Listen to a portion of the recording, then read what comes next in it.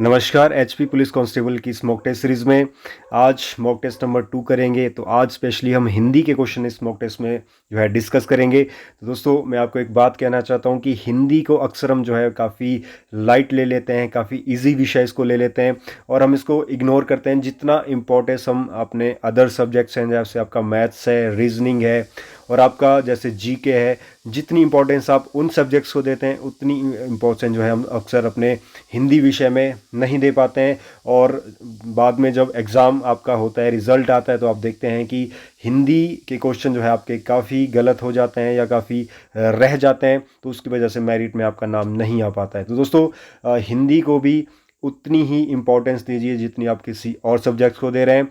तो देखिए, आज हिंदी के सारे क्वेश्चन हम डिस्कस करेंगे और मैं कोशिश करूंगा कि हर क्वेश्चन को हम काफ़ी डिटेल के साथ जो है डिस्कस करें, ताकि आपकी क्वेश्चन के साथ साथ जो आपका कॉन्सेप्ट है वो भी जो है आपका जो है क्लियर होता रहे। तो चलिए आज डिस्कस करेंगे हिंदी का मॉक टेस्ट। तो फर्स्ट क्वेश्चन आपका है, और साथ ही दोस्तों, अगर आप चैनल में नए जुड़े हैं तो चैनल को भी सब्सक्राइब करिए और वीडियो को लाइक ज़रूर करिए और वीडियो को शेयर भी ज़रूर करिए। तो अगर आपका कोई भी डाउट रहे तो वीडियो के एंड में आप कमेंट में ज़रूर बताइए अगर आपको कोई भी डाउट रहता है। तो चलिए, क्वेश्चन आपका जो फर्स्ट क्वेश्चन है वो है, भारत रत्न समस्त पद किस समास का उदाहरण है। तो भारत रत्न जो आपका समासिक पद यहाँ दिया हुआ है और पूछा है कि ये जो पद है, ये जो शब्द है, उसमें ये कौन से समास का आपका उदाहरण है। तो आपके सामने ऑप्शन दिए गए हैं, कर्मधारय समास है, तत्पुरुष समास है, अव्ययीभाव समास है या द्वंद्व समास है। तो देखिए, भारत रत्न में जो समास है वो है आपका तत्पुरुष समास। ऑप्शन 20 का सही आंसर होगा। देखिए, अगर हम तत्पुरुष समास की बात करते हैं तो तत्पुरुष समास होता क्या है, तो इसके नियम के ऊपर बात करें, इसकी परिभाषा के ऊपर बात करें, तो देखिए, समास की जब हम बात करते हैं स्पेशली, तो समास में दो पद होते हैं। एक होता है पूर्व पद। पूर्व पद यानी जो पहला पद होता है उसको पूर्व पद कहते हैं, और जो दूसरा पद होता है उसको उत्तर पद हम कहते हैं। तो देखिए, समास में होता क्या है कि इसमें कोई ना कोई एक पद या दोनों पद इसमें जो प्रधान होते हैं।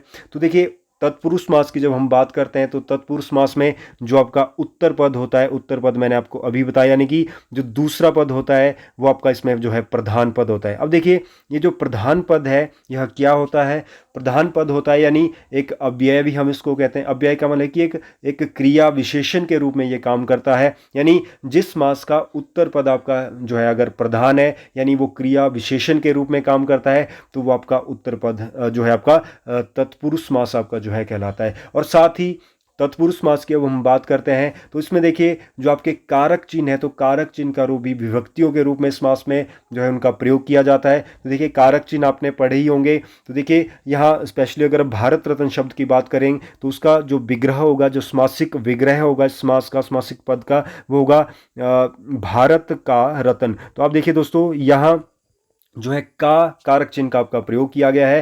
तो देखिए, कारक चिन्ह तो आपके पढ़े होंगे, हिंदी में 8 आपके टोटल कारक चिन्ह है। जैसे कर्ता, कर्ता के साथ जो कारक चिन्ह आता है वो आता है ने। कर्ता ने कर्म को, कर्म के साथ जो कारक चिन्ह आता है वो आता है को। कर्ता ने कर्म को करण से, यानी करण के साथ जो कारक चिन्ह आता है वो आता है आपका से या द्वारा। कर्ता ने कर्म को करण से के द्वारा संप्रदान, उसके बाद आता है संप्रदान कारक। तो संप्रदान कारक है, उसमें उसके साथ आपका आता है को या के लिए, यानी संप्रदान कारक के साथ जो विभक्तियां आती है वो आता है को या के लिए, यानी कर्ता ने कर्म को करण से के द्वारा, संप्रदान को के लिए, अपादान से जुदाई, यानी अपादान से जुदाई, और अधिकरण में पर, और संबंध तत्पुरुष आता है, उसके बाद संबंध में का के की, और उसके बाद जो लास्ट जो आपका कारक चिन्ह है वो है आपका संबोधन कारक, जिसमें आपका हे अरे, यानी जो संबोधन के लिए हम शब्दों का प्रयोग, जो विभक्तियों का प्रयोग करते हैं। तो देखिए, यहाँ भारत का रत्न, यानी यहाँ का जो कारक चिन्ह है उस विभक्ति का प्रयोग किया गया है। तो देखिए, का जो है आपका संबंध तत्पुरुष में आता है। तो देखिए, तत्पुरुष समास को आप इन विभक्तियों के जो द्वारा है भी जो है आपको उसको पहचान सकते हैं। देखिए, समास की बात करते हैं तो समास के 6 भेद होते हैं, जिसमें आपका अव्ययीभाव समास होता है, आपका तत्पुरुष समास होता है, कर्मधारय समास होता है, आपका द्वंद्व समास होता है, द्विगु समास होता है, और जो आपका है बहुव्रीहि समास होता है। तो चलिए जल्दी से इनको भी जल्दी से डिस्कस कर लेते हैं, ताकि आपका जो है समास का कॉन्सेप्ट भी जो है अच्छे से क्लियर हो जाए। तो देखिए, अव्ययीभाव समास की हम सबसे पहले बात करेंगे दोस्तों। अव्ययीभाव समास क्या होता है, जिस समास का पूर्व पद, देखिए पूर्व पद यानी पहला पद, जिस समास का पूर्व पद जो है आपका प्रधान होता है यानी क्रिया विशेषण के रूप में काम करता है, वो आपका अव्ययीभाव समास कहलाता है। जैसे कुछ उदाहरण मैं आपको अव्ययीभाव समास के बताता हूं। जैसे आ जन्म, देखिए आ जन्म यानी जन्म से लेकर, तो देखिए आ जो शब्द है यहाँ एक पूर्व पद है इस समास में, और आ जो है एक क्रिया विशेषण के रूप में यानी अपनी एक विशेषता जो है ये बता रहा है। देखिए प्रतिदिन, प्रतिदिन यानी प्रत्येक दिन, देखिए प्रति यहाँ इसमें पूर्व पद है, पूर्व पद अव्ययीभाव समास में जो है प्रधान पद होता है, तो पूर्व पद जो है अपनी विशेषता जो है यहां पर बताता है, यानी प्रतिदिन यानी प्रत्येक दिन। जैसे यथाशक्ति यानी शक्ति के अनुसार, तो देखिए ये आपका अव्ययीभाव समास है। उत्तर जो आपका तत्पुरुष समास अभी हमने डिस्कस किया। तीसरा जो समास आता है वो आपका कर्मधारय समास आता है। देखिए कर्मधारय समास में क्या होता है कि जिसमें जो पूर्व पद होता है यानी जो पहला पद होता है वो विशेषण के रूप में काम करता है, और जो समास का जो उत्तर पद होता है समास का वो एक विशेष्य के रूप में काम करता है। देखिए विशेषण और विशेष्य क्या होते हैं ये भी समझ लीजिए। विशेष्य होता है जिस चीज की विशेषता बताई गई हो वो विशेष्य कहलाता है, और जो विशेषता बताई गई है वो आपका विशेषण कहलाता है। जैसे राम अच्छा लड़का है, तो देखिए यहाँ राम की विशेषता बताई गई है तो राम विशेष्य हुआ, और विशेषता क्या बताई कि अच्छा लड़का है तो इसको विशेषण बोलते हैं। तो देखिए कर्मधारय समास में क्या होता है, जो पूर्व पद होता है वो विशेषण होता है, और जो उत्तर पद होता है वो विशेष्य के रूप में काम करता है। जैसे कुछ उदाहरण मैं आपको यहाँ बता रहा हूँ। जैसे नील कमल यानी नीला है जो कमल, तो देखिए यहाँ कमल की विशेषता बताइए कि कमल कैसा है, नीला है, नीला है जो कमल। देखिए यहाँ नीला जो शब्द है वो पूर्व पद दिया है, तो यही मैंने आपको बताया कि जो पूर्व पद होता है वो विशेषण होता है और उत्तर पद अब विशेष्य होता है। जैसे कमल की विशेषता बताइए कि कमल कैसा है, नीला है। जैसे एक और उदाहरण मैं आपको बताऊं, महापुरुष, तो देखिए महापुरुष को जब आप देखेंगे तो ये आपका पूर्व पद है, और जो पुरुष है ये आपका उत्तर पद है। तो आप देखिए यहाँ उत्तर पद की विशेषता बताइए कि पुरुष कैसा है, यानी महान है जो पुरुष। तो आई होप आप इसको समझ गए होंगे। एक और उदाहरण मैं आपको दूं, महात्मा यानी महान है जो आत्मा, तो ये आपका कर्मधारय समास होता है। उसके बाद चौथा जो समास होता है वो आपका द्वंद्व समास होता है। देखिए द्वंद्व समास क्या होता है कि द्वंद्व समास होता है जिस समास के दोनों पद प्रधान होते हैं, यानी इस समास में जो है आपका दोनों प्रधान होते हैं। देखिए हमने अव्ययीभाव समास में देखा जहां आपका पूर्व पद प्रधान था, हमने आपका तत्पुरुष समास में देखा जिसमें आपका उत्तर पद प्रधान था, हमने कर्मधारय समास में देखा जिसमें पूर्व पद विशेषण था और उत्तर पद विशेष्य था। अब हम द्वंद्व समास में जब हम देख रहे हैं तो हम देख रहे हैं कि द्वंद्व समास में आपके जो दोनों पद होते हैं ये दोनों पद इसमें प्रधान पद होते हैं, और जब हम इसका विग्रह करते हैं तो यहाँ विग्रह करने पर देखिए कुछ विभक्तियों का प्रयोग होता है। जैसे और का प्रयोग होता है, जैसे एवं का प्रयोग होता है, जैसे या का प्रयोग होता है, जैसे अथवा का प्रयोग होता है। जैसे तत्पुरुष समास में हमने विभक्तियां देखी थी कि का, के, की, से, इस तरह की विभक्तियों का प्रयोग हो रहा था। वैसे ही अगर हम द्वंद्व समास में देखें तो द्वंद्व समास में जब हम समासिक पद का विग्रह करते हैं तो और, एवं, या, अथवा इस तरह की विभक्तियों का जो है प्रयोग होता है। जैसे कुछ उदाहरण मैं आपके सामने लाता हूं। जैसे माता पिता, तो इसका जब इस तरह के देखिए इसमें इसका उदाहरण मैं दूं, जैसे माता और पिता, तो देखिए माता पिता, इसमें एक देखिए एक योजक का भी प्रयोग बीच में हुआ है। तो माता पिता का जब हम समासिक पद का जब हम इसका विग्रह करते हैं तो वो होगा माता और पिता। जैसे तन मन, तो तन मन का जब हम विग्रह करते हैं, तन और मन, भला बुरा, भला और बुरा, पाप पुण्य, पाप और पुण्य, धर्माधर्म, धर्म और अधर्म, इस तरह के जिसमें आपके जो है उदाहरण आते हैं। और पांचवा जो भेद है समास का वो है आपका द्विगु समास। देखिए द्विगु समास क्या होता है, द्विगु समास होता है जिसमें जिस समास का जो पहला पद यानी जो पूर्व पद होता है वो आपको एक संख्या का बोध करवाए, वो आपका द्विगु समास होता है। जैसे कुछ उदाहरण मैं आपको दूंगा। जैसे दोपहर, दोपहर यानी दो पहरों का समूह। जैसे सप्ताह, 7 दिनों का समूह। जैसे चौराहा, 4 राहों का समूह। जैसे त्रिकोण, 3 कोणों का समूह। जैसे चतुर्भुज, 4 भुजाओं का समूह। इस तरह से दोस्तों देखिए जिसमें जो पूर्व पद होगा आपका अगर संख्या का बोध करवाए यानी संख्यावाचक वो आपका द्विगु समास कहलाता है। और छठा भेद समास का जो है आपका वो है बहुब्रीहि समास। बहुब्रीहि समास में क्या होता है कि जिस समास का कोई भी पद अगर आपका प्रधान ना हो, लेकिन इसमें होता क्या है कि जो समासिक पद होता है आपका वो किसी तीसरे पद की ओर आपका संकेत करता है। जैसे कुछ उदाहरण मैं आपको दूं, दशानन यानी 10 है जिसके आनन, या दशानन किसके, आनन का अर्थ होता है सिर, तो 10 सिर किसके होते हैं, रावण के होते हैं। तो देखिए दशानन जो एक शब्द है पर्टिकुलर जब बात करते हैं तो एक तीसरे पद की ओर ये संकेत कर रहा है, यानी रावण की ओर संकेत कर रहा है। जैसे नीलकंठ यानी नीला है जिसका कंठ, तो नीलकंठ किसको हम कहते हैं, भगवान शिव जी को कहते हैं। तो देखिए तीसरे पद की ओर ये भी संकेत कर रहा है, जैसे पीताम्बर पीले हैं जिसके अंबर, लंबोदर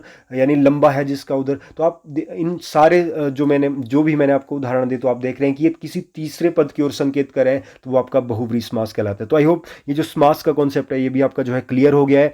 तो चलिए नेक्स्ट क्वेश्चन आपका है, क्वेश्चन नंबर 2 है, बिल्ली का पुल्लिंग रूप क्या है। यानी जो बिल्ली यहाँ शब्द है, तो बिल्ली एक जो है स्त्रीलिंग शब्द है, तो इसका जो पुल्लिंग रूप है वो क्या होगा, तो इसका सही आंसर होगा ऑप्शन बी, बिलाव। तो बिल्ली का जो पुल्लिंग शब्द है वो होगा आपका बिलाव। चलिए तीसरा जो क्वेश्चन है वो है, नौकरानी के हाथ से चम्मच गिर गई, रेखांकित पर सर्ग कारक है। तो देखिए अभी हमने दोस्तों क्वेश्चन नंबर 1 में कारक डिस्कस किए, तो देखिए अभी आप, आई होप आपको ये क्वेश्चन जो है समझ आ गया होगा कारक का। तो आप मुझे बताएंगे कि नौकरानी के हाथ से चम्मच गिर गई है, जो से यहाँ रेखांकित पद किया गया है, इसमें जो कौन से कारक का प्रयोग किया गया है। तो देखिए से जो कारक चिन्ह है वो आपका, से कारक चिन्ह का प्रयोग आपका जो है आपका अपादान कारक में होता है। तो अपादान इसमें ऑप्शन 20 में आपका सही आंसर होगा। देखिए अपादान कारक होता क्या है, जहां पर भी आपको जो है दो चीजों के अलग होने का बोध हो रहा है, तो और दो चीजों के अलग होने का बोध हो रहा है, वो आपका अपादान कारक होता है। और अपादान कारक का जो विभक्ति होती है वो होती है से। तो देखिए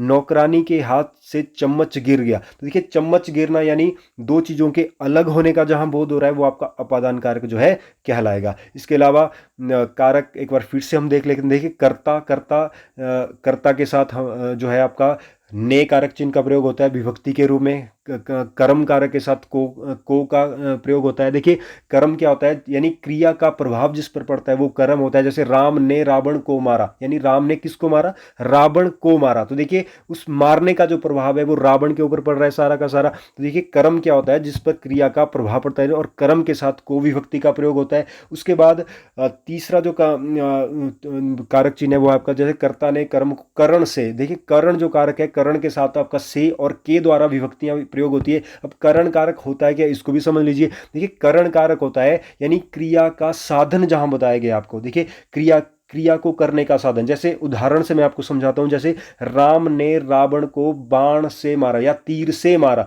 देखिए राम ने रावण को मारा, देखिए मारना हो गई क्रिया, ठीक है, रावण हो गया कर्म, राम हो गया कर्ता। देखिए इसमें जो साधन है यानी मारा, यानी क्रिया, उस मारने का जो साधन है वो क्या है, वो है तीर। यानी तो तीर के साथ जो विभक्ति आप देखिए क्या लगी, राम ने रावण को तीर से मारा। तो देखिए तीर से या तीर के द्वारा, तो देखिए से जो विभक्ति है वो अपादान में भी प्रयोग होती है, लेकिन जो है आपका कई बार आप देखने को मिलेगा कि करण कारक के साथ भी प्रयोग है। लेकिन दोनों में जो वाक्य होगा, जो उसका जो बोध होगा, उससे आप समझ पाएंगे। देखिए करण कारक में आपको क्रिया का जो है आपका वहां साधन बताया होगा, लेकिन अपादान की जब हम बात करेंगे वहां दो चीजें जो है अलग होने का बोध आपको जो है वहां किया होगा। देखिए उसके बाद अधिकरण कारक की हम बात करें, तो अधिकरण जो है आपका क्रिया का आधार होता है। इसमें जो विभक्ति होती है में या पर, जैसे पुस्तक मेज पर रखी है या कपड़े अलमारी में रखे हैं। तो देखिए इसमें जो क्रिया है रखना, पुस्तक मेज पर रखी है, पर देखिए क्रिया उसका एक आधार बताया गया, या कपड़े अलमारी में रखे हैं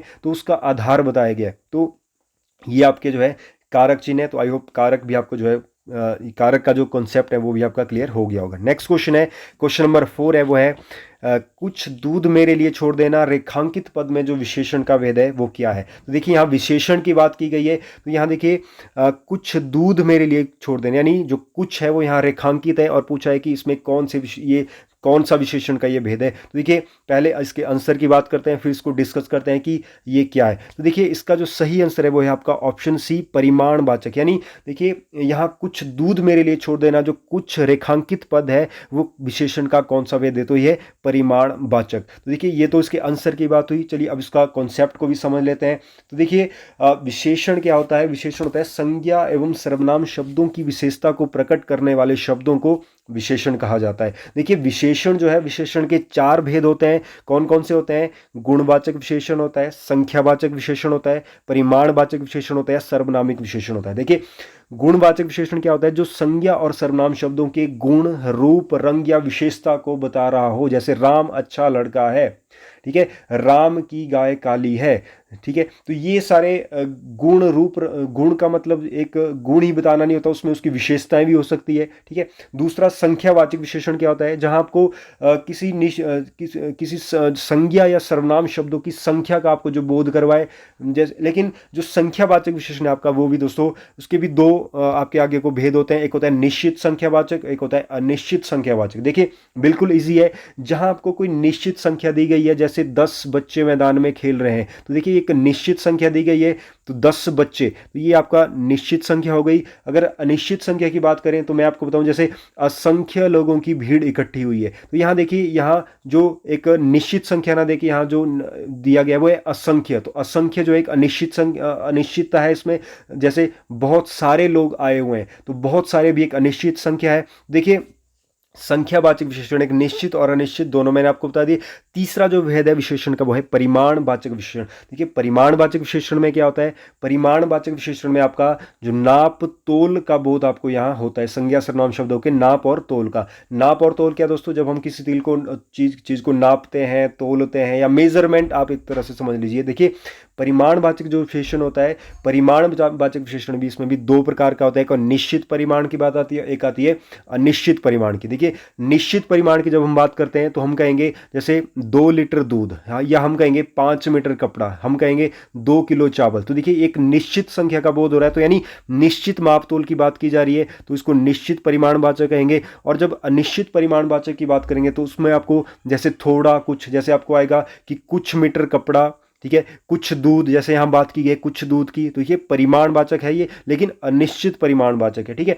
नेक्स्ट है आपका वो है सर्वनामिक विशेषण। सर्वनामिक विशेषण होता है जो, यानी जब संज्ञा जब सर्वनाम शब्द है जो संज्ञा से पहले जब आता है तो उसको सर्वनामिक कहते हैं, या एक संकेत वाचक के रूप में भी ये काम करता है। जैसे वह घर मेरा है, यानी देखिए घर एक संज्ञा शब्द है, संज्ञा से पहले वह आया, वह यानी वह जो है एक सर्वनाम शब्द, यानी जब सर्वनाम शब्द संज्ञा से पहले आता है और संकेत की तरह जब कार्य करता है तो वह सर्वनामिक विशेषण आपका कहलाता है। चलिए विशेषण का जो कॉन्सेप्ट है वो भी आपको क्लियर हो गया होगा। नेक्स्ट क्वेश्चन जो आपका है, क्वेश्चन नंबर 5, वो है लौह पुरुष ने सभी देसी रियासतों के एकीकरण को संभव बनाया। यानी देखिए इसमें जो रेखांकित पद है आपका, उसमें संज्ञा का कौन सा भेद, यानी संज्ञा का ये सीधा सा क्वेश्चन है आपको। और देखिए लौह पुरुष यहाँ रेखांकित पद है और पूछा गया है कि लौह पुरुष ने सभी देसी रियासतों का एकीकरण को संभव बनाया, तो संज्ञा के कौन से पद का जो भेद का यहाँ प्रयोग किया गया है। तो आपके सामने ऑप्शन है, पहले इसके आंसर की बात करते हैं, फिर संज्ञा को भी आगे हम डिस्कस करेंगे। तो देखिए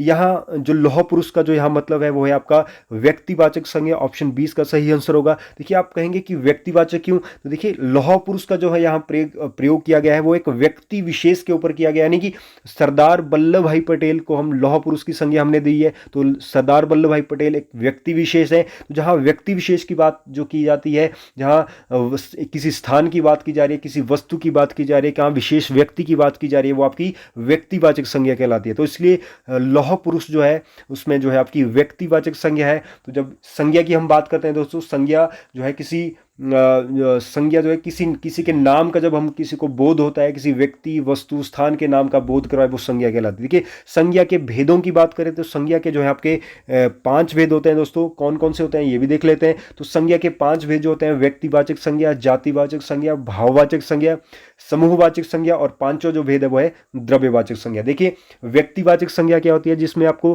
किसी विशेष व्यक्ति, किसी स्थान, किसी वस्तु के नाम का बोध जब आपको होता है तो व्यक्तिवाचक संज्ञा कहलाती है। जातिवाचक संज्ञा क्या होती है, जातिवाचक संज्ञा होती है जब किसी विशेष वर्ग या समूह के सदस्यों के लिए समान रूप से कोई शब्द का हम प्रयोग करने, जैसे देखिए दोस्तों लड़का, तो लड़का एक विशेष प्रकार का समूह है जिसको हमने एक नाम दिया उसकी पहचान के लिए। जैसे कुत्ता एक विशेष प्रकार का समूह है, जैसे गाय। ये देखिए एक समानता का, एक तरह का समान वर्ग का, समान समूह की समानता का बोध करवाती है, तो जातिवाचक संज्ञा कहलाती है। भाववाचक संज्ञा क्या होती है, जहां आपको किसी के गुण, भाव, अवस्था, इन सब का बोध हो रहा है, जैसे सुंदरता, क्रोध, ये सारी की सारी आपकी भाववाचक संज्ञा है। समूहवाचक संज्ञा क्या होती है, जिसमें व्यक्तियों व्यक्तियों और वस्तुओं के समूह का आपको बोध हो, जैसे सेना, बहुत बारी क्वेश्चन पूछा जाता है कि सेना में कौन सी संज्ञा है, जैसे आपसे पूछा जाता है कि पुलिस में कौन सी संज्ञा है। तो देखिए सेना पुलिस को जब आप देखते हैं तो एक तरह की ऑर्गेनाइजेशन है, आपकी समूह है, तो एक समूहवाचक संज्ञा में आती है। जैसे वर्ग, कमेटी, इस तरह के ये भी आपका जो है समूहवाचक संज्ञा है। देखिए द्रव्यवाचक संज्ञा, जो पांचवा भेद है संज्ञा का, द्रव्यवाचक संज्ञा क्या होती है, जिसमें आपको पदार्थ का बोध हो। देखिए पदार्थ हमने स्कूलों में पढ़ा हुआ है, साइंस में हम पढ़ते हैं पदार्थ की तीन अवस्थाएं हमने पढ़ी होगी, ठोस, द्रव, गैस। तो उसमें ठोस, द्रव, गैस तीनों अवस्थाओं में जो भी आपकी चीजें आती हैं गैसेज में, जैसे ऑक्सीजन, धुआं, बहुत बारी क्वेश्चन रिपीट पूछे जाते हैं हिंदी में कि बताइए धुएं में कौन सी संज्ञा है, ऑक्सीजन में, नाइट्रोजन में। देखिए ये सारी गैसेज हैं, तो ये द्रव्यवाचक संज्ञा में है। जैसे आपका मेटल्स है, नॉन मेटल है, सोना है, चांदी है, पारा है, तो इसमें भी आपकी जो है ये भी आपके द्रव्यवाचक संज्ञा में ही आएंगे। जैसे दूध है, द्रवों की बात करें, दूध है, पानी है, तो ये भी आपके जो है द्रव्यवाचक संज्ञा में ही आएंगे। तो देखिए ये आपकी संज्ञा है और ये आपका क्वेश्चन नंबर 5 है। तो ये भी आपका जो कॉन्सेप्ट है संज्ञा का, ये भी आपका क्लियर हो गया होगा। चलिए क्वेश्चन नंबर 6 जो है आपका वो है, यह पुस्तक को देखो यह कितनी उपयोगी है, रेखांकित पद में सर्वनाम का प्रकार है। तो देखिए हमने विशेषण की बात की, हमने संज्ञा की बात की, अब हम बात करेंगे यहाँ पर सर्वनाम की। लेकिन पहले क्वेश्चन को देखेंगे फिर कॉन्सेप्ट को देखेंगे। देखिए यह पुस्तक को देखो यह कितनी उपयोगी है, रेखांकित पद सर्वनाम का प्रकार। यानी देखिए यहाँ यह जो है उसको रेखांकित किया गया है और पूछा कि यह पुस्तक को देखो में जो यह का प्रयोग किया गया है वह कौन सा सर्वनाम है।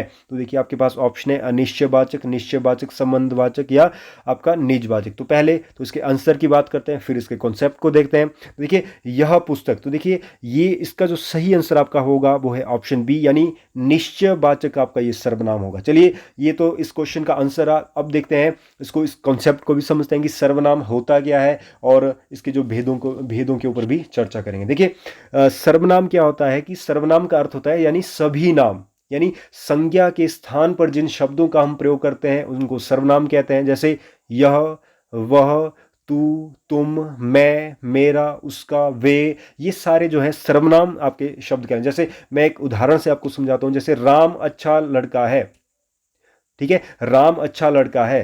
तो राम के नाम के बाद की जगह अगर मैं बोलूं तो कैसे बोलूंगा, तो मैं कहूंगा कि यह या वह का प्रयोग करूंगा कि यह अच्छा लड़का है। देखिए संज्ञा के स्थान पर जिस शब्द का प्रयोग किया वो सर्वनाम कहलाता है। अब देखिए सर्वनाम की जब हम बात करते हैं तो सर्वनाम के आपके 6 भेद होते हैं। ठीक है, सर्वनाम के कितने भेद होते हैं? 6 भेद होते हैं। कौन से होते हैं ये भी देखिए, पुरुषवाचक सर्वनाम होता है, निश्चयवाचक सर्वनाम होता है, अनिश्चयवाचक सर्वनाम होता है, आपका संबंधवाचक होता है, प्रश्नवाचक होता है, निजवाचक। तो इस सर्वनाम के 6 भेद होते हैं, ये भी आप याद रखिए। भेद भी क्वेश्चन में कई बार पूछे गए हैं। देखिए पुरुषवाचक सर्वनाम क्या होता है? पुरुषवाचक सर्वनाम होता है जहां जो किसी व्यक्ति विशेष के लिए प्रयुक्त किए जो सर्वनाम प्रयोग किए जाते हैं वह पुरुषवाचक सर्वनाम कहते हैं। तो देखिए पुरुषवाचक सर्वनाम जो है ये भी आपके जो है पुरुषवाचक सर्वनाम 3 प्रकार के होते हैं। इसमें आपका जो first person, second person, third person आपने इंग्लिश ग्रामर में पढ़े होंगे, यानी हिंदी में उनको कहते हैं। देखिए जो फर्स्ट पर्सन होता है उसको हम कहते हैं उत्तम पुरुष। क्या कहते हैं उसको? उत्तम पुरुष। और जो सेकंड पर्सन है उसको कहते हैं मध्यम पुरुष, और जो थर्ड पर्सन है उसको हम कहते हैं अन्य पुरुष। हिंदी की हम बात करें दोस्तों, देखिए उत्तम पुरुष में क्या आता है? देखिए मैं हो गया, हम हो गया, ये आपके उत्तम पुरुष कहलाते हैं। तो ये बहुत बार क्वेश्चन इसी तरह से पूछे जाते हैं कि बताइए मैं में कौन सा सर्वनाम है, तो आप कहेंगे उत्तम पुरुष है। हम में कौन सा है? उत्तम पुरुष है। देखिए मध्यम पुरुष कौन से होते हैं? यानी सेकंड पर्सन। सेकंड पर्सन में आप कहें जैसे तू हो गया, जैसे तुम हो गया, जैसे तुम्हारा हो गया, जैसे आपका हो गया, ये आपके मध्यम पुरुष में आते हैं। अन्य पुरुष में क्या आते हैं? अन्य पुरुष यानी थर्ड पर्सन, जैसे बे हो गया, इसका, उनका, इस तरह के ये जो सर्वनाम है ये आपके अन्य पुरुष में आते हैं। देखिए दूसरा जो सर्वनाम का भेद है वो है निश्चयवाचक। देखिए निश्चयवाचक सर्वनाम क्या होता है? जहां आपको निश्चयता का बोध हो, यानी निश्चयवाचक सर्वनाम में आपका जैसे यह, जैसे आपका वह, जैसे आपका वे, इस तरह के शब्दों का जब हम प्रयोग करते हैं तो आपके देखिए आपको निश्चितता का बोध करवाते हैं। जैसे मैं कहता हूं कि यह मेरी पुस्तक है, तो देखिए मैं निश्चित हूं कि यह मेरी पुस्तक है, या वह मेरा मकान है, ठीक है, वे मेरे कपड़े हैं। तो देखिए आप इन तीनों को जब आप देखेंगे तो आपको एक निश्चितता का बोध करवाएंगे, तो इसको हम कहेंगे निश्चयवाचक सर्वनाम। उसके बाद हम बात करेंगे अनिश्चयवाचक सर्वनाम क्या होते हैं। देखिए अनिश्चय का मतलब ही आप देखिए कि अनिश्चय यानी जहां आप किसी चीज को लेकर निश्चित नहीं है। तो अनिश्चयवाचक सर्वनाम की हम बात करेंगे तो वहां पर जो प्रयोग होता है कोई, जैसे कुछ, इन सब का प्रयोग होता है। देखिए मैं अगर कह रहा हूं कि कोई आ रहा है, या मैं कह रहा हूं कि दूध में कुछ पड़ा है। तो देखिए आप देख रहे हैं कि आप एक, जब आप निश्चित नहीं है ना, तो आप कोई कुछ इस तरह के शब्दों का प्रयोग करेंगे तो उसको हम कहेंगे अनिश्चयवाचक सर्वनाम। संबंधवाचक सर्वनाम क्या होते हैं? संबंधवाचक सर्वनाम होते हैं जो आपका जब संज्ञा सर्वनाम शब्दों का संबंध जो है आपको उस वाक्य, उस क्रिया से जब बताते हैं तो वो संबंधवाचक। तो इसमें आपका, इसमें जो आपके शब्दों का प्रयोग होता है, जैसे जो सो, यानी देखिए जो सो का अर्थ क्या है कि जो आया है सो जाएगा, है ना। जैसे जो वे, यानी जो मेहनत करेंगे वे सफल होंगे। तो देखिए एक संबंध स्थापित कर रहे हैं क्रिया और संज्ञा विशेषण, संज्ञा और सर्वनाम शब्दों के बीच में। लास्ट पांचवा जो भेद है वो है प्रश्नवाचक सर्वनाम। तो प्रश्नवाचक सर्वनाम तो बिल्कुल इजी है, जिसमें प्रश्नवाचक का आपका चिन्ह लगा होता है और आपसे जहां प्रश्न का बोध हो, जैसे क्या, क्यों, इस तरह का जब शब्दों का प्रयोग हो। लास्ट जो भेद है इसका वो है निजवाचक सर्वनाम। देखिए निजवाचक सर्वनाम क्या होता है? जहां स्वयं और खुद का बोध किया गया, यानी जैसे इस उदाहरण से मैं समझाता हूं, जैसे मैं अपना काम स्वयं करूंगा। देखिए यहां निजता का बोध कर रहा है, ठीक है। मैं अपना काम अपने आप करूंगा, मैं अपना काम खुद करूंगा। यहां आपको निजता या स्वयं या खुद का बोध हो रहा है, तो ये आपका निजवाचक सर्वनाम कहलाता है। तो ये था आपका क्वेश्चन नंबर 6, और सर्वनाम का कॉन्सेप्ट भी आई होप आपका जो है क्लियर हो गया है, ठीक है। तो नेक्स्ट क्वेश्चन है आपका क्वेश्चन नंबर 7, वो है भारत की श्रेष्ठ गायिका लता मंगेशकर जब गाती है तो सब झूम उठते हैं, वाक्य में उद्देश्य क्या है? देखिए आपको एक वाक्य दिया हुआ, उसमें बोला गया कि भारत की श्रेष्ठ गायिका लता मंगेशकर जब गाती है तो सब झूम उठते हैं, वाक्य में उद्देश्य क्या है? देखिए इसका पहले आंसर की बात करते हैं, फिर इस कॉन्सेप्ट को भी समझते हैं। देखिए इसका जो सही आंसर है वो ऑप्शन डी, यानी भारत की श्रेष्ठ गायिका लता मंगेशकर। इस वाक्य की जब हम बात करते हैं, इस वाक्य में उद्देश्य है। देखिए अब हम बात करते हैं कि उद्देश्य क्या होता है। देखिए वाक्य की जब हम बात करते हैं ना, तो वाक्य के दो अंग होते हैं। देखिए एक अंग होता है जिसको हम कहते हैं उद्देश्य, और दूसरा जो अंग होता है वाक्य में उसको हम कहते हैं विधेय। अब ये उद्देश्य क्या होता है और विधेय क्या होता है, तो इसको समझिए। वाक्य भी आपके सामने लिखा हुआ है। देखिए उद्देश्य होता है कर्ता, यानी कि जिसके संबंध में कुछ कहा गया हो, यानी जैसे इस वाक्य में हम वाक्य को देखें कि भारत की श्रेष्ठ गायिका लता मंगेशकर जब गाती है तो सब झूम उठते हैं। देखिए यहाँ इस वाक्य को जब आप देखिए तो इस वाक्य में आप देखिए कि किसके संबंध में बात की गई है। तो आप देखिए यहाँ भारत की श्रेष्ठ गायिका लता मंगेशकर के संबंध में बात की गई, तो जिसके संबंध में वाक्य में बात की जा रही है, यानी जहाँ कर्ता का जो बोध है हो रहा है, तो वो आपका उद्देश्य कहलाता है। अब आपकी बारी आती है कि विधेय क्या होता है। देखिए कर्ता के बारे में या उद्देश्य के संबंध में जो बात की जाती है उसको विधेय कहते हैं। देखिए भारत की श्रेष्ठ गायिका लता मंगेशकर के संबंध में यहां बात की गई, और क्या बात की गई? बात की गई है कि जब वह गाती है तो सब झूम उठते हैं। तो देखिए उद्देश्य के संबंध में जो बात की गई उसको विधेय कहते हैं। तो ये हो गया दोस्तों आपका उद्देश्य और विधेय। तो आई होप आपको ये भी कॉन्सेप्ट जो है उद्देश्य का समझ आ गया। तो उद्देश्य के जो वाक्य है उसके दो अंग होते हैं, उद्देश्य और विधेय। चलिए नेक्स्ट क्वेश्चन आपका है क्वेश्चन नंबर 8, और क्वेश्चन नंबर 8 में पूछा गया है वो है कि ओह कितना घना अंधेरा है, ओह कितना घना अंधेरा है अर्थ की दृष्टि से वाक्य का प्रकार है। यानी ये भी क्वेश्चन आपका वाक्य से ही पूछा गया है कि ओह कितना घना अंधेरा है, इसमें अर्थ की दृष्टि से वाक्य का कौन सा प्रकार है। तो पहले इसके आंसर को देखते हैं, फिर इस कॉन्सेप्ट को भी देखते हैं। देखिए इसका जो सही आंसर है वो है विस्मय आदि बोधक होगा। इसमें देखिए विस्मय आदि बोधक का चिन्ह भी यहाँ लगा हो, तो ये पहचानना थोड़ा इजी भी आपके लिए। तो देखिए अर्थ की दृष्टि से वाक्य को हम देख लेते हैं। तो अर्थ की दृष्टि से अगर हम बात करें, देखिए दोस्तों अर्थ की दृष्टि से वाक्य के 8 वेद होते हैं, ठीक है। अर्थ की दृष्टि से वाक्य के कितने वेद होते हैं? 8 वेद होते हैं। कौन कौन से होते हैं? विधानवाचक होता है, इच्छावाचक होता है, आज्ञावाचक होता है, निषेधवाचक होता है, प्रश्नवाचक होता है, विस्मयादिबोधक होता है, संकेतवाचक होता है और संदेहवाचक होता है। देखिए एक एक करके इनको जल्दी से डिस्कस भी कर लेते हैं। विधानवाचक क्या होता है? सबसे पहले देखिए विधानवाचक क्या होता है दोस्तों? विधानवाचक होता है जहां, यानी विधान माने क्रिया, विधि।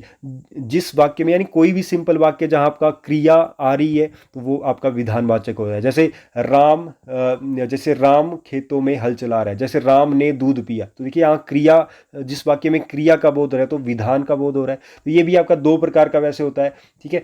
दूसरी इच्छावाचक है, उसकी जब हम बात करते हैं, इच्छावाचक क्या होता है? इच्छावाचक होता है जैसे जिसमें आपको इच्छा, कामना, आकांक्षा, आशीर्वाद ये सारा दिया गया तो वो इच्छावाचक कहलाता है। देखिए संदेहवाचक क्या होता है? संदेहवाचक होता है जहां संदेह या संभावना व्यक्त की गई हो, ठीक है। जैसे आज बारिश हो सकती है तो एक संदेह है या संभावना व्यक्त है। और देखिए विस्मयादिबोधक क्या होता है? विस्मयादिबोधक होता है जहां पर बहुत ज़्यादा आश्चर्य प्रकट किया हो, बहुत ज़्यादा शोक प्रकट किया हो, बहुत ज़्यादा घृणा प्रकट करते हैं तो वो आपका विस्मयादिबोधक है। जैसे यहाँ बात की कि ओह कितना घना अंधेरा है, तो एक आश्चर्य प्रकट किया है। जैसे हम बात करते हैं कि जैसे हम बात करते हैं कि वाह कितना सुंदर दृश्य है, तो देखिए ये भी आपका एक विस्मयादिबोधक में ही आएगा। तो चलिए आई होप ये आपको समझ आ गया। तो नेक्स्ट क्वेश्चन की ओर चलेंगे। क्वेश्चन नंबर 9 क्वेश्चन है आपका, वह है कि निम्न में कंठ्य ध्वनियाँ कौन सी है? यानी जो कंठ्य ध्वनियाँ है वह कौन सी है? तो इसमें सबसे पहले आंसर की बात करते हैं फिर आगे देखते हैं। तो देखिए कंठ्य ध्वनियाँ कौन सी है, तो इसका ऑप्शन ए सही आंसर होगा। यानी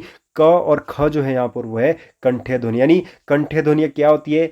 यानी ऐसे वर्ण या ऐसे व्यंजन जिनका उच्चारण कंठ की सहायता से होता है तो वो कंठ्य ध्वनियाँ कहलाती है। तो कंठ्य ध्वनिया में देखिए और क्या आता है? देखिए कंठ्य ध्वनिया में आपका जो क वर्ग के जो व्यंजन यानी क, ख, ग, घ और अंग, और साथ में इसमें दो स्वर भी आपके आते हैं और आ, और साथ में एक व्यंजन है आपका ह। तो देखिए क वर्ग के सारे व्यंजन, दो स्वर और आ और एक ह जो व्यंजन है, ये सारे के सारे आपके जो है कंठ्य ध्वनियाँ कहलाती है। क्वेश्चन देखते हैं। तो वह है इत्यादि का सही संधि विच्छेद क्या है? देखिए चार ऑप्शन दिए हैं, तो सबसे पहले बात करते हैं कि इसका जो सही ऑप्शन है इत्यादि का वो है इति जमा आदि। यानी इति जमा आदि, यानी इसका ऑप्शन सी जो है इसका सही आंसर है इति जमा आदि यानी इत्यादि। देखिए इत्यादि जो है आपका एक स्वर संधि का उदाहरण है। तो स्वर संधि के भी आपको पता है दोस्तों कि 5 भेद होते हैं इसके।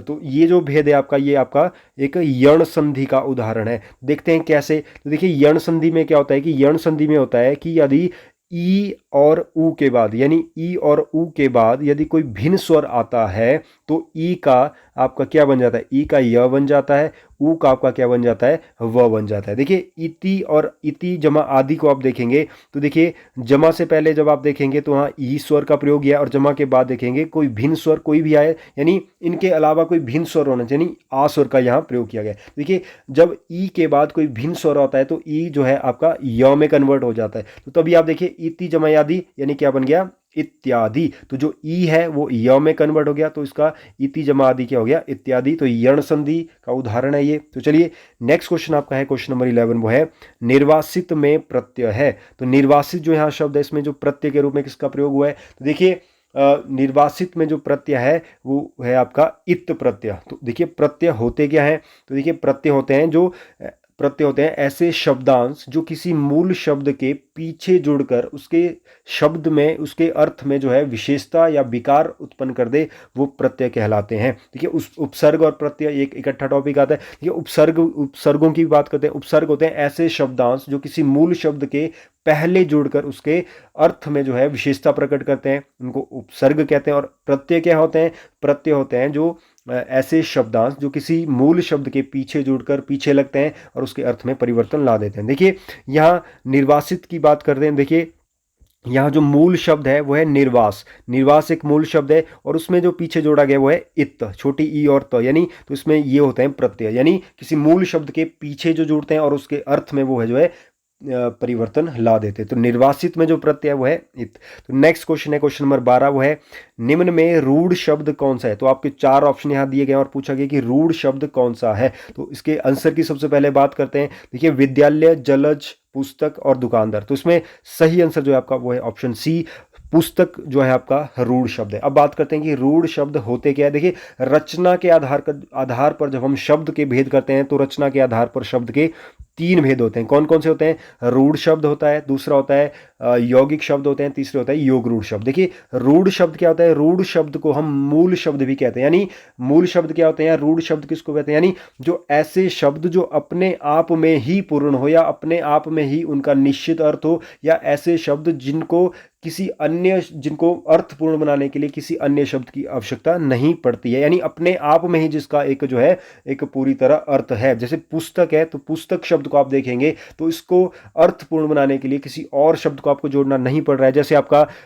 जैसे आपका फूल है, जैसे आपका घर है, तो ये सारे शब्द आप देखेंगे ये रूढ़ शब्द, यानी इन शब्दों को जो आप देखिए तो इनके अपने आप में एक अर्थ है, निश्चित अर्थ है, और ना ही इन शब्दों को पूर्ण करने के लिए, अर्थपूर्ण बनाने के लिए किसी और शब्द को जोड़ने की आपको आवश्यकता पड़ रही है। देखिए दूसरा आता है यौगिक शब्द। तो यौगिक शब्द क्या होता है कि जो दो शब्दों से मिलकर जो शब्द बना है उसको यौगिक शब्द बोलेंगे। जैसे यहाँ विद्यालय शब्द है, जैसे यहाँ दुकानदार शब्द है। विद्यालय क्या हुआ, जैसे विद्या और आल्य, तो दो शब्दों को मिलकर एक शब्द बन गया तो उसको यौगिक शब्द बोलेंगे। जैसे दुकानदार, दुकान जमादार, दुकान और दार को मिला के ये भी यौगिक शब्द है। तो तीसरा आता है योग रूढ़ शब्द। देखिए योग रूढ़ शब्द क्या होता है, योग रूढ़ शब्द वो शब्द होता है, ये भी एक तरह से दो शब्दों से मिलकर के योग से ही बनता है, लेकिन एक तीसरे पद की ओर जो है ये संकेत करता है। जैसे हमने बहुव्रीहि समास की इससे पहले बात की कि को एक शब्द है जो तीसरे पद की ओर संकेत करता है, सेम योग रूढ़ शब्द में भी ऐसा ही होता है कि वो किसी तीसरे शब्द की ओर संकेत करता है। ठीक है,